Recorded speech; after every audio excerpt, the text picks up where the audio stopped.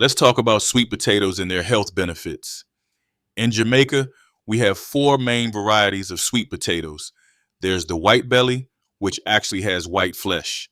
Then there's the purple belly, which is quite rare. We also have the orange belly, but we don't eat that one. It's what Americans call a yam. And finally, the most popular one, yellow belly, sweet, dry, and the absolute favorite. But did you know that back in the day, many Jamaican men avoided eating sweet potatoes? There was a belief that it could kill nature, meaning it would reduce their sex drive.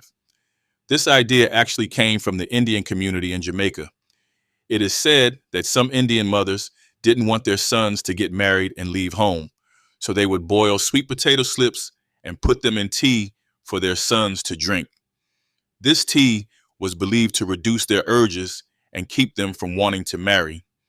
But here's the truth: it wasn't the sweet potato itself that supposedly did that, it was the slip. Over time, doctors actually started encouraging men to eat sweet potatoes because they are very good for prostate health.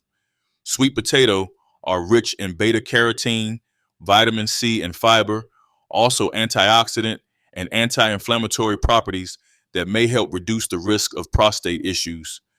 For even greater prostate health benefits, men should also include foods high in lycopene, for example, tomatoes, also zinc found in pumpkin seeds, omega-3 fatty acids from fish or linseed.